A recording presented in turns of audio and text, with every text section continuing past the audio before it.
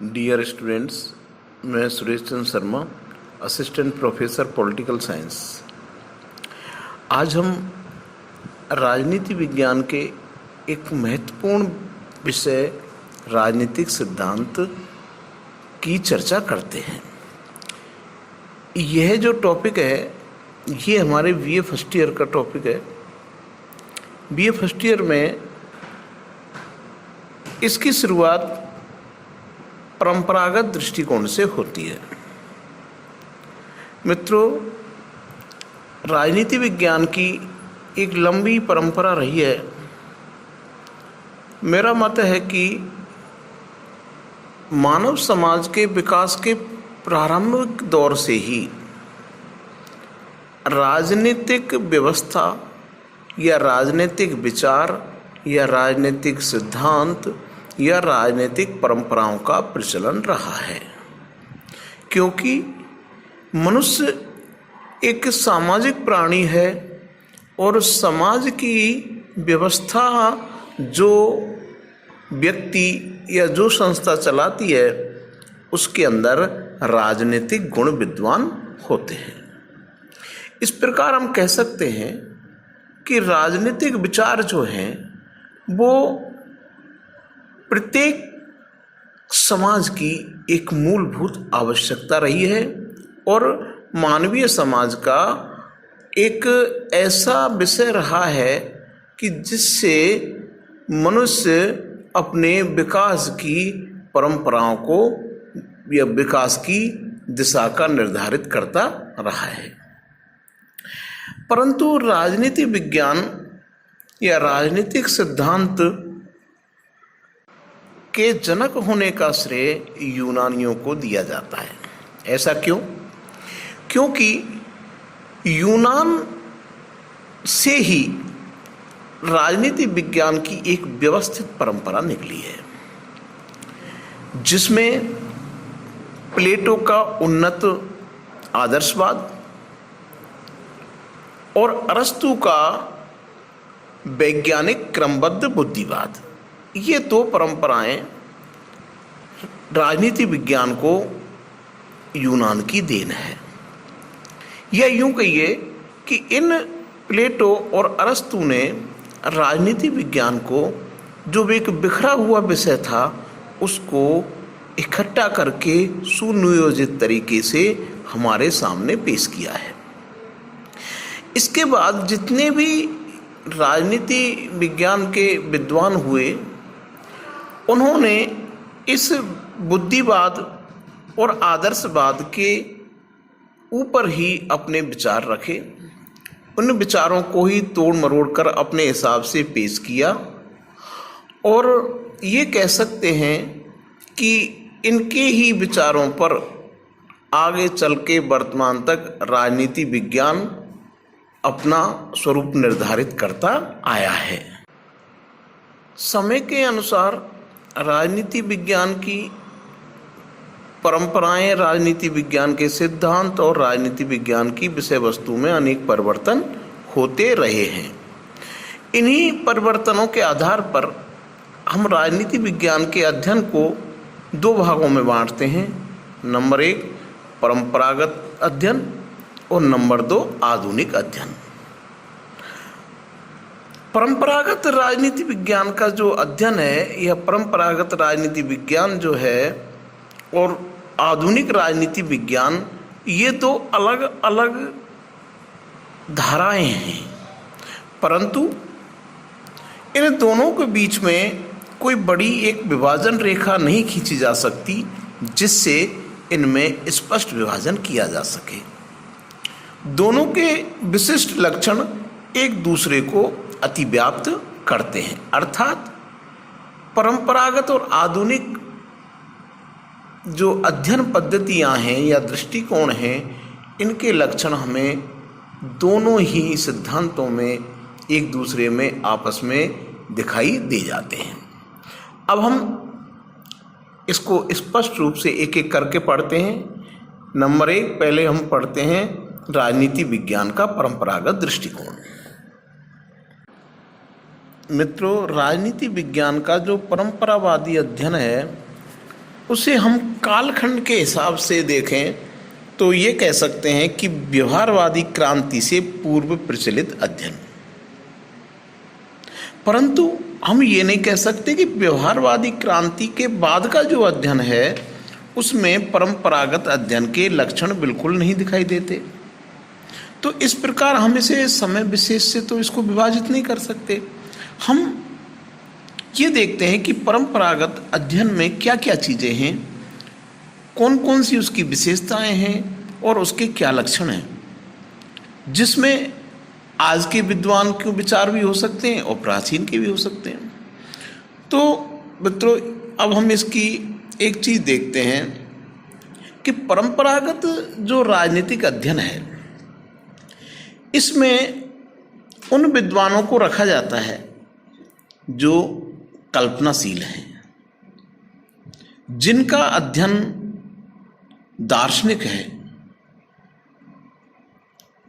ऐसे विद्वान राजनीतिक विचारक कम और दार्शनिक ज़्यादा दिखाई देते हैं। इनमें प्लेटो से लेकर एक्विनास है, रूसो है, काउंट है, हीगल है आदि, ये ऐसे विचारक हैं जिन्होंने राजनीतिक सिद्धांतों में आचार शास्त्र, दर्शन शास्त्र, इनके जो दृष्टिकोण है उसमें कल्पनाशीलता, आध्यात्मिकता, ऐसे सिद्धांतों की भरमार दिखाई देती है। दूसरी बात, हम परंपरागत अध्ययन के जो विचारक हैं उनके अध्ययन में एक चीज़ देखते हैं कि ये लोग व्यक्तिनिष्ठ होते हैं, अर्थात इनके अध्ययन में इनके व्यक्तित्व का प्रभाव स्पष्ट रूप से हमें दिखाई देता है। ये जो भी सिद्धांत, ये जो भी विचार व्यक्त करते हैं उन विचारों में इनका जो व्यक्तित्व है वो झलकता है, ना कि उस सिद्धांत की वस्तुनिष्ठता झलकती है। एक तो ये बात हो गई। दूसरी चीज हम देखते हैं कि ये परंपरावादी जो विचारक हैं इनके विचार चाहिए पर बल देते हैं। किस पर? चाहिए पर, कि ऐसा होना चाहिए। जैसे प्लेटो का आदर्श राज्य। प्लेटो का आदर्श राज्य क्या कहता है कि एक ऐसा राज्य होना चाहिए जिसमें बुद्धिमान एवं दार्शनिक व्यक्ति के हाथों में सत्ता हो। अब व्यवहारिक रूप में वो है या नहीं है, वो कितना संभव है, कितना असंभव है, ये इस विषय पर विचार नहीं करेंगे। विषय यह है कि ऐसा होना चाहिए।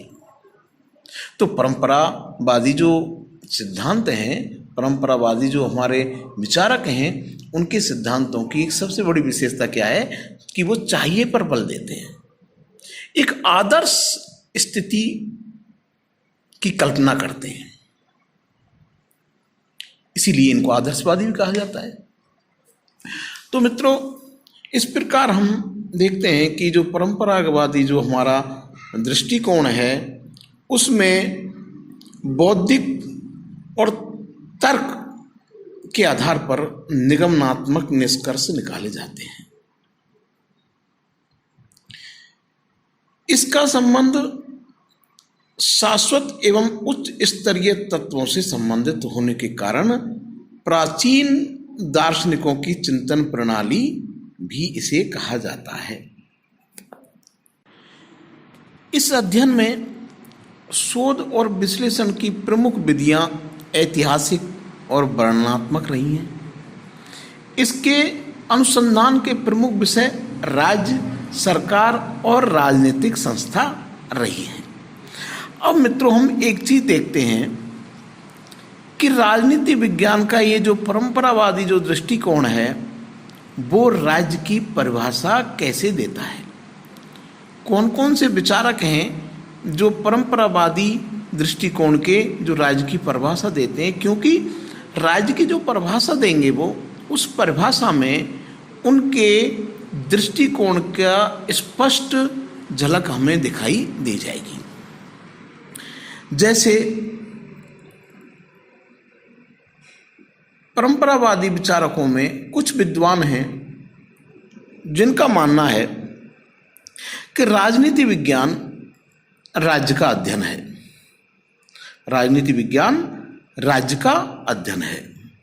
इनमें हम देखते हैं गार्नर हैं, गैरिस हैं, एक्टन हैं, गुडनाव हैं, ब्लंटसली हैं। ये विद्वान मानते हैं कि राजनीति विज्ञान राज्य का अध्ययन है। जैसे अपने गार्नर साहब कहते हैं कि राजनीति विज्ञान का प्रारंभ व अंत राज्य में ही होता है। तो इनकी परिभाषा से स्पष्ट संकेत मिलता है कि राज्य से बाहर या राज्य से इतर राजनीति विज्ञान का कोई अस्तित्व नहीं है। उधर ब्लंटसली कहते हैं कि राजनीति विज्ञान वह विज्ञान है जिसका संबंध राज्य से है और उसकी परम आवश्यक प्रकृति, आधारभूत स्थिति तथा विविध स्वरूप एवं विकास को समझने का प्रयास करता है। इसी प्रकार गैरिस कहते हैं कि राजनीति विज्ञान राज्य के उद्भव, विकास, उद्देश्य एवं समस्त राजकीय समस्याओं का उल्लेख करता है। एक्टन के शब्दों में राजनीति विज्ञान राज्य तथा उसके विकास के लिए अनिवार्य दशाओं से संबंधित है। और उसी प्रकार गुडनाव महोदय कहते हैं कि यह विज्ञान उस संगठन का अध्ययन करता है जिसे राज्य कहते हैं। यह राज्य की स्थिर और प्रगतिशील दोनों अवस्थाओं का अध्ययन करने वाला विज्ञान है। इन परिभाषाओं से एक बात स्पष्ट हो जाती है कि ये विद्वान राजनीति विज्ञान को राज्य की सीमा में बांध कर रखते हैं। अब हम आगे बढ़ते हैं। कुछ परंपरावादी विचारक जो हैं वो राजनीति विज्ञान को सरकार का अध्ययन मानते हैं। उनका कहना है कि राज्य एक अमूर्त संस्था है और वह सरकार के माध्यम से ही उसका आभास, उसका बोध हमें होता है। ऐसे विद्वानों में हम मुख्य रूप से देखते हैं सीले और लीकॉक। लीकॉक महोदय कहते हैं कि राजनीति विज्ञान सरकार से संबंधित एक शास्त्र है। सीले महोदय कहते हैं कि राजनीति विज्ञान के अंतर्गत शासन व्यवस्था का उसी प्रकार अनुशीलन किया जाता है जिस प्रकार अर्थशास्त्र में धन का, प्राणी शास्त्र में जीव का और बीज गणित में अंकों का एवं रेखा गणित में स्थान एवं दूरी का अध्ययन किया जाता है। अब हम देखते हैं कि इस प्रकार जो विचार रखते हैं सीले और लीकॉक, उनका मत है कि राजनीति विज्ञान राज्य का ही अध्ययन नहीं, राजनीति विज्ञान तो सरकार का अध्ययन है, क्योंकि राज्य जो है वो हमको दिखाई नहीं देता, अमूर्त संस्था है। उसके क्रियाकलाप क्या है, वो सारी चीज़ें प्रत्यक्ष रूप से सरकार के आचरण में दिखाई देती हैं, इसलिए राजनीति विज्ञान सरकार का अध्ययन है। तीसरी श्रेणी में जो विद्वान आते हैं वो राज्य और सरकार दोनों के ही अध्ययन को राजनीति विज्ञान का अध्ययन मानते हैं। अर्थात राजनीति विज्ञान के अंतर्गत राज्य और सरकार दोनों का ही अध्ययन किया जाता है। इन विद्वानों का मत है कि राज्य और सरकार दोनों ही एक दूसरे के पूरक हैं। बिना राज्य के सरकार का कोई अस्तित्व नहीं है। बिना राज्य के सरकार का कोई अस्तित्व नहीं है और बिना सरकार के राज्य एक अमूर्त संस्था मात्र है। तो इस प्रकार ये जो विद्वान हैं, जिनमें जेनेट हैं, गिलक्रास्ट हैं, गेटेल हैं, ये विद्वान ये मानते हैं कि राजनीति विज्ञान राज्य और सरकार दोनों का ही एक कंबाइंड अध्ययन है। जिनमें अब हम देखते हैं पॉल जेनेट कहते हैं कि राजनीति विज्ञान समाज विज्ञान का वह अंग है जिसमें राज्य के आधार पर सरकार के सिद्धांतों का अध्ययन किया जाता है। अर्थात स्पष्ट हो गया कि राजनीति विज्ञान में राज्य के आधार पर किसका अध्ययन किया जाएगा? सरकार का। क्योंकि सरकार एक तरीके से ऐसी संस्था है जो मूवमेंट करेगी और उसी का अध्ययन किया जाएगा। राज तो अमूर्त है। अच्छा, इसी प्रकार गिलक्रास्ट महोदय कहते हैं कि राजनीति शास्त्र वस्तुतः राज्य और सरकार की समस्त समस्याओं का अध्ययन करता है। इस प्रकार परंपरागत राजनीति विज्ञान के अध्ययन पर दर्शन, इतिहास, विधि शास्त्र का आधिपत्य रहा है। यह राजनीतिक संस्थाओं के संस्थागत ढांचे के अध्ययन पर जोर देता है। परंपरागत राजनीति विज्ञान का संबंध केवल ऐसे सिद्धांतों पर था जिन्हें राजनीतिक तथ्यों का परीक्षण किए बिना निकाला गया था। अतः यह राजनीति विज्ञान जैसे विषय को राज्य और सरकार के संकुचित दायरे में प्रस्तुत करते हैं। इसीलिए इस दृष्टिकोण को संकुचित दृष्टिकोण या परंपरागत दृष्टिकोण कहा जाता है। अब हम राजनीति विज्ञान, परंपरागत राजनीति विज्ञान के क्षेत्र का अध्ययन करते हैं। राजनीति विज्ञान के अध्ययन की विषय वस्तु तो क्लियर है, क्या है? राज्य है। अब हम देखते हैं कि राज्य के कौन से पहलू हैं जिनका विवेचन राजनीति विज्ञान द्वारा किया जाता है। अर्थात राजनीति विज्ञान के क्षेत्र क्या है? राजनीति विज्ञान में राज्य के किन क्षेत्रों का अध्ययन किया जाता है, क्या क्या अध्ययन किया जाता है? राजनीति विज्ञान के परंपरागत विद्वान गार्नर ने इसकी विवेचना की है और गार्नर महोदय इसकी मौलिक समस्याओं में साधारणतः 3 चीज़ें देखते हैं। नंबर 1, राज्य की उत्पत्ति और उसकी प्रकृति का ज्ञान प्राप्त करना। राजनीति विज्ञान का जो अध्ययन है उसमें क्या है? पहला, गार्नर महोदय के अनुसार राज्य की उत्पत्ति कैसे हुई, उसका नेचर क्या है, प्रकृति क्या है, इसका अध्ययन करना। दूसरा है राजनीतिक संस्थाओं की प्रकृति। जो राजनीतिक संस्थाएं हैं उनका नेचर कैसा है, उनका विकास एवं उसके विविध स्वरूपों का अध्ययन करना। और तीसरा है, जहां तक संभव हो सके इनके आधार पर, किनके आधार पर? उन संस्थाओं की प्रकृति, उनके विविध स्वरूपों के आधार पर राजनीतिक प्रकृति और विकास के नियमों का निर्धारण करना। ये राजनीति विज्ञान का क्षेत्र है। अतः राजनीति विज्ञान राज्य के सैद्धांतिक एवं संगठन से संबंधित प्रश्नों का विवेचन करता है। गार्नर महोदय कहते हैं कि राजनीति विज्ञान में इन चीज़ों का अध्ययन किया जाता है कि राज्य क्या है, उसका विकास कैसे और क्यों हुआ, इसका आधार क्या है, इसका कार्यक्षेत्र क्या है, इसकी सत्ता का स्वरूप क्या है, इस सत्ता का राज्य के शासकों से क्या संबंध है, इसकी आज्ञाओं का पालन क्यों किया जाता है, इत्यादि ऐसे महत्वपूर्ण सैद्धांतिक प्रश्न हैं जिनकी खोज राजनीति विज्ञान करता है।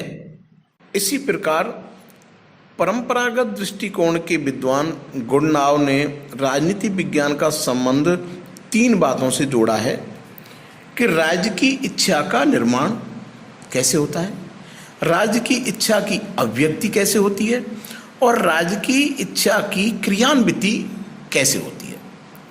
उसी प्रकार फ्रेडरिक पोलार्क जो हैं वे राजनीति विज्ञान के क्षेत्र को 2 खंडों में बांटते हैं, सैद्धांतिक राजनीति और दूसरा है व्यवहारिक राजनीति।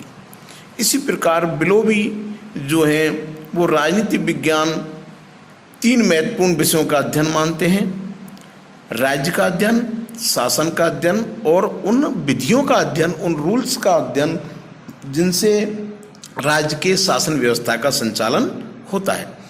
इसी प्रकार सिज्विक महोदय जो हैं वो राजनीति विज्ञान के क्षेत्र को 2 भागों में बांटते हैं, पहला राज्य के संगठन से संबंधित और दूसरा राज्य के कार्यों से संबंधित। राजनीति विज्ञान के क्षेत्र क्या हैं, इस विषय की उलझनों को दूर करने के लिए 1948 में यूनेस्को के तत्वाधान में राजनीति शास्त्रियों का एक सम्मेलन पेरिस में आयोजित किया गया। इसमें यह निर्णय लिया गया कि राजनीति विज्ञान के जो क्षेत्र हैं उनको एक समग्रता से 4 भागों में बांट करके और उनका निर्धारण किया गया कि राजनीति विज्ञान में इन चीज़ों का अध्ययन किया जाता है, अर्थात ये राजनीति विज्ञान के क्षेत्र हैं। ये 4 क्षेत्र कौन कौन से हैं? नंबर 1, राजनीतिक सिद्धांत। इस राजनीतिक सिद्धांत में क्या क्या चीज़ें हैं? जैसे राजनीतिक विचारों का इतिहास तथा राजनीतिक सिद्धांत। दूसरा है राजनीतिक संस्थाएं। इस राजनीतिक संस्थाओं में कौन कौन सी चीज़ों का अध्ययन किया जाता है? संविधान, राष्ट्रीय, क्षेत्रीय एवं स्थानीय सरकारें, लोक प्रशासन ब्यूरोक्रेसी, सरकार के सामाजिक एवं आर्थिक कार्य तथा तुलनात्मक राजनीतिक संस्थाएं। इनका अध्ययन राजनीतिक परंपरागत अध्ययन में किया जाता है। तीसरा है दल, दबाव समूह एवं जनमत। दल प्रणाली, दबाव समूह, हित समूह, जनमत तथा शासन में जनता की भागीदारी का अध्ययन। और चौथा है अंतर्राष्ट्रीय संबंध। इसके अंतर्गत अंतर्राष्ट्रीय राजनीति, अंतर्राष्ट्रीय विधि और अंतर्राष्ट्रीय संगठन और उनके प्रशासन का अध्ययन किया जाता है। इस प्रकार परंपरागत राजनीति विज्ञान राज्य एवं सरकार का संगोपान, उसके अंग उपांगों का अध्ययन करता है। राज्य एवं सरकार के अतिरिक्त उसकी कोई अन्य रुचि नहीं है, अतः राजनीति विज्ञान का आदि और अंत राज्य में ही होता है।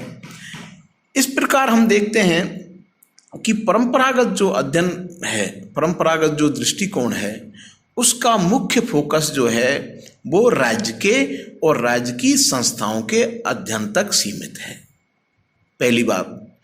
दूसरी बात, परंपरागत अध्ययन में एक आदर्शवादी दार्शनिकता दिखाई देती है।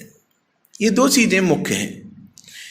आदर्शवादी दार्शनिकता दिखाई देती है और जिसमें क्या है कि चाहिए पर बल दिया जाता है और अच्छी अच्छी बातें सोची जाती हैं और राजनीति के क्षेत्र में अच्छे अच्छे सिद्धांत, चाहे वो धरातल पर क्रियान्वित हों या ना हों, इस पर ज़्यादा ध्यान ना देते हुए एक समाज के लिए एक आदर्श प्रस्तुत किए जाते हैं।